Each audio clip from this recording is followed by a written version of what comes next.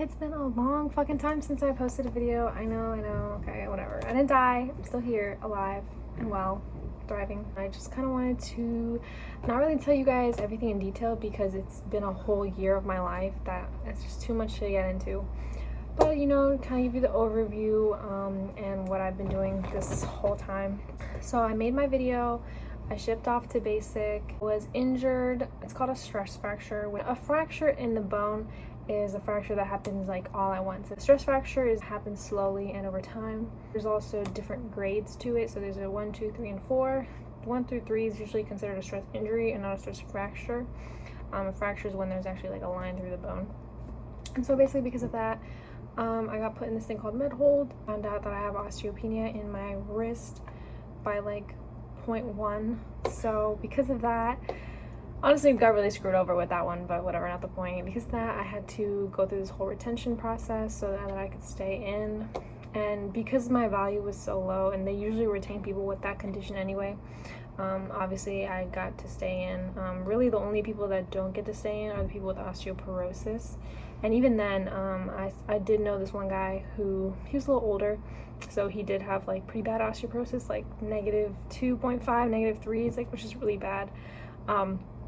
They still kept him, and then I believe they changed the regs soon after that so that you couldn't stay in if you had osteoporosis. So I don't know what the values are for that now, but mine was literally a negative 1.1, which is borderline not even osteopenia. Like negative 1, I would have been fine, but then negative 1.1, okay, now I have to get retained. So I was in med hold from right after Thanksgiving up until I believe it was May, because then I graduated in mid-July. I basically had to do basic all over again. I had made it up until white phase, so red, white, blue phase. I had qualified on everything. I just wasn't allowed to do the hammer, or sorry, I wasn't allowed to do the anvil, which is the second FTX, which is the one that accumulates, you know, end of white phase, whatever. So that, since I'd qualified, I was supposed to go back to right before the anvil, but because of the way they screw people over, I had to go back to the beginning of white phase, which is fine, you know, I just get to requalify, like, whatever, not a big deal. The battery or company,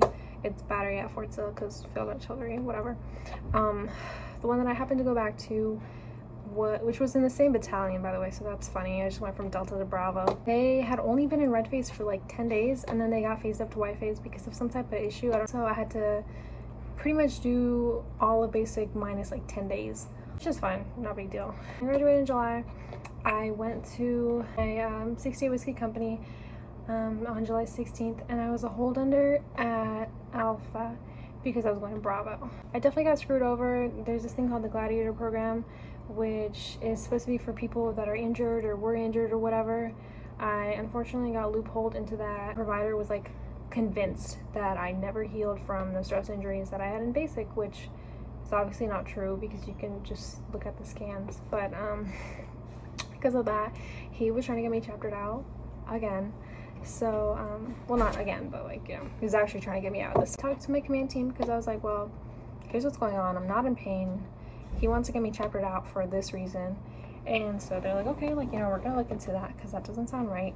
And so they talked to him, like my commander and my senior drill sergeant talked to that guy who had made the recommendation, who was a civilian physical therapist. They decided that they did not agree with what he said, like recommendation was unfair. And so they decided the only other option was to another med hold company, because at that point, as soon as I got the recommendation for the chapter from the original provider, they pulled me out of class. So I only got to like module 2. And so I couldn't have continued with that company. And then also the companies afterwards like had already picked up, I guess. Now I'm here and it sucks, but it's a lot better than being in med hold and basic.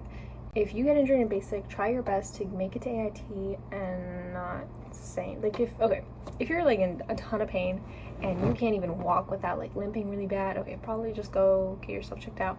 But if like you can manage it, if you can push through, fucking push through. Wait till you get to AIT, go to the providers there and get checked out, because med hold and AIT, you know, you have your phone, you have free time to go out and do what you want. Like, here I am with my DoorDash that would have never been a thing in med hold and basic, like, ever. Definitely worth pushing through.